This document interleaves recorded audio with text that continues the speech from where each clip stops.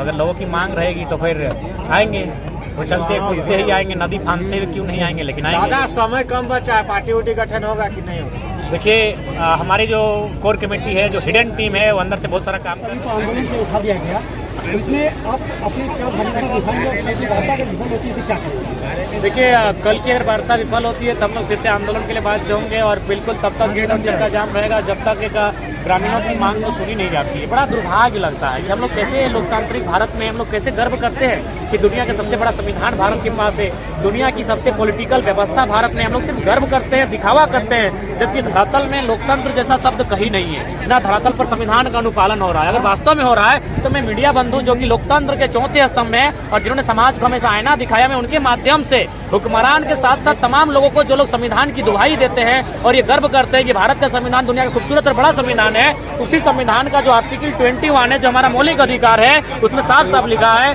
Right to life and privacy, जिसको हम लोग हिंदी में कहेंगे देही के प्राण की स्वतंत्रता। प्राण की स्वतंत्रता का मतलब है यदि कोई वहाँ कंपनी स्थापित हो, कंपनी तो दूर की बात है, यदि कोई हॉर्न बजा रहा है, गाड़ी का अगर हॉर्न बजा रहा है, अगर उस हॉर्न से अगर हमें कोई बीमारी उत्पन्न होगी या फिर ऐसा लगता है कि हमारे जान को डिस्टर्ब होगा, तो उस हॉर्न को बंद करने का हमको राइट है, क्योंकि हमारा मौलिक अधिकार है। तो सोच सकते हैं आज जो कंपनी रोंगटा कंपनी स्थापित है, पहला बात तो रोंगटा कंपनी ने जमीन यह कह के लिया है कि वहाँ लकड़ी का काम होगा, वहाँ आपका धागा सुइया धागा सूता का काम होगा, और वहाँ वो क्या कर रही है, आयरन एंड स्पंज बना रही है, और वो तो ठीक है, लेकिन उसके बाद जो धुआं आ रहा है, हमने गाँव का सर्वे किया है, हम चाहेंगे मीडिया जगत के तमाम बंधु वहाँ जाके सर्वे करें।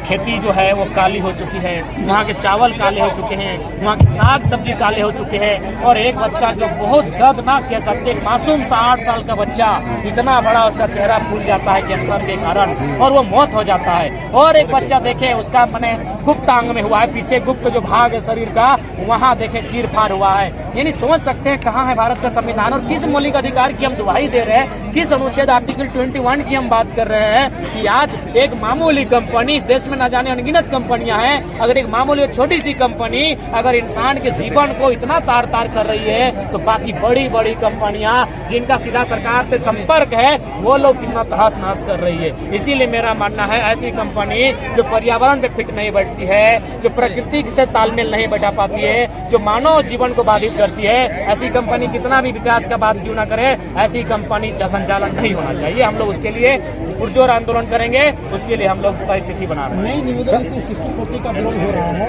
उसका क्या होना चाहिए, किस प्रकार से होना चाहिए, लागू होना चाहिए? देखिए सबसे पहली बात हम तो यही चाहेंगे, आज 3 साल हो गए नई सरकार के, इससे पहले भी 5 साल एक सदृढ़ सरकार रही, जो एस्टेब्लिश सरकार रही, कोई डिस्टर्ब नहीं हुआ, 5 साल उन्होंने भी चलाया।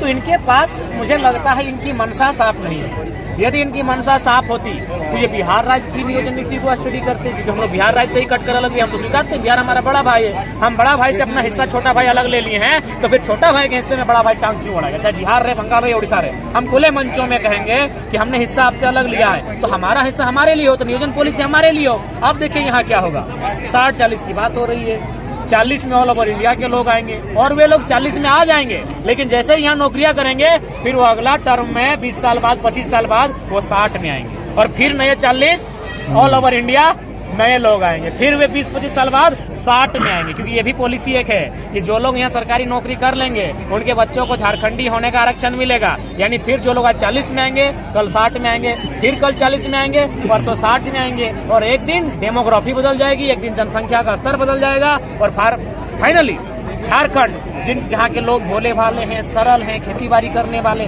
आदिवासी मूलवासी, जंगलों में रहने वाले, ये लोग चले जाएंगे। आज ही देखिए ये कोलियरी क्षेत्र है, यहाँ का कोयला का खदान जिन जमीनों में, वो किनकी जमीनें हैं, मूलवासी आदिवासियों की जमीनें हैं, लेकिन उस कोयले से लाभ किनको मिला है उसका सर्वे किया जाए। मैक्सिमम अन्य राज्यों के लोग हैं, तो इसी प्रकार झारखंड के लोग अगर पॉलिसी ढंग की नहीं बनती है तो सदैव ठगे जाएंगे। इसीलिए आज हम लोग चाहते हैं कि झारखंड लोग एकजुट रहें और पहले पॉलिटिकल रिफॉर्म करें, अपने मत का सदुपयोग करें और अपने विधायकों को अपने घुटने पर रखे, अपने मत का पावर का इस्तेमाल करें। और नहीं तो मुझे लगता है आने वाले दिन अगर झारखंड के लोग अपने आप को, अपने जंगलों को, अपने जमीन को बचाना है तो उन्हें बहुत बड़ा उल्लंघन करना होगा। झारखंड में क्षेत्रीय भाषा में हिंदी, इंग्लिश, उर्दू और संस्कृत को डाल दिया गया है। क्या इसे क्षेत्रीय भाषा में रहना चाहिए आपके बिल्कुल नहीं विचार में? रहना चाहिए। सभी भाषा का हम सम्मान करते हैं, क्योंकि क्या हर भाषा का हम लोग कहीं ना कहीं प्रयोग करते हैं अपने जीवन में। हम लोग अंग्रेजी का भी प्रयोग करते हैं, हिंदी का भी प्रयोग करते हैं, उर्दू का भी करते हैं, संस्कृत का भी करते हैं, लेकिन वे क्षेत्रीय भाषाएं नहीं है। क्षेत्रीय भाषा उन्हें कही जाती हैं जो किसी राज्य विशेष में बोली जाती है, किसी जिला विशेष में बोली जाती है, लेकिन जो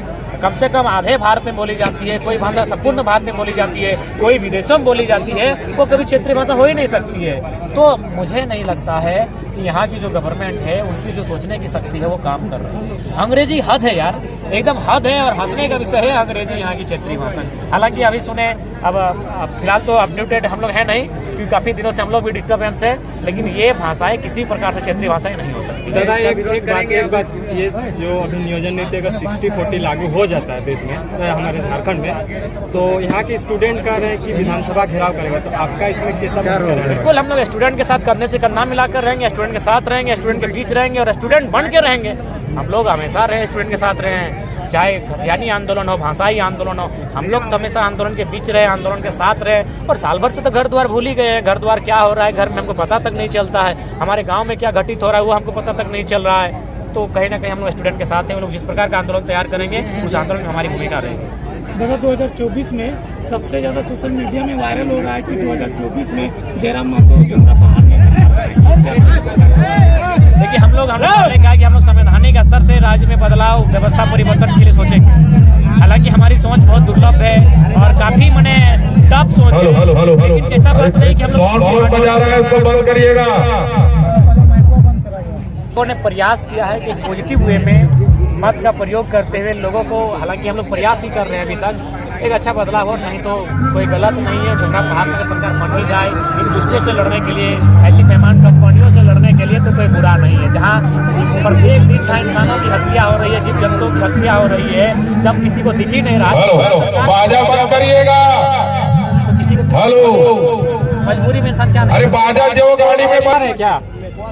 बुलाएंगे तो आएंगे। 24 मांग कोई दिलाएंगे मतलब सर कोई पार्टी ये लोगों की मांग है, लोगों की मांग है कि आप आइए। हाँ, तो अगर लोगों की मांग रहेगी तो फिर आएंगे, वो चलते कूदते ही आएंगे, नदी फांदते हुए क्यों नहीं आएंगे, लेकिन आएंगे। दादा समय कम बचा है, पार्टी उटी गठन होगा कि नहीं होगा? देखिए हमारी जो कोर कमेटी है, जो हिडन टीम है, वो अंदर से बहुत सारा काम कर रही है, और जब हम लोग सार्वजनिक करेंगे तो मीडिया बंधुओं के सामने ही सार्वजनिक करेंगे। इसलिए आप लोग भी धैर्य रखें, क्योंकि हम लोग कोई भी बात को अभी सार्वजनिक इसलिए नहीं कर सकते हैं क्योंकि हमारा सामना जिनसे बड़े बड़े लोग हैं, बड़े लोग हैं, वे लोग रातों रात हमारे पूरी कमेटी को, हमारे सिस्टम में जितने भी लोग हैं उनको रातों रात ये लोग दफन कर सकते हैं, इतने शक्तिशाली लोग हैं। तो हम लोग कुछ भी काम कर रहे हैं, इंटरनली काम कर रहे हैं, और जो भी काम कर रहे हैं राज्य के हित हो वही काम कर रहे हैं। आपके संगठन की ओर से रामगढ़ उपचुनाव जो हुआ उसमें किनको योगदान मिला था? देखिए हम लोग चूंकि इस उपचुनाव में हमने पहले ही कहा था, अगर हम लोग का अगर कोई योगदान डायरेक्ट इनडायरेक्ट रहेगा ही तो 24 में रहेगा, फ्रेश रहेगा, और हम लोग उस पर कायम चलिए हो गया दादा, चलिए।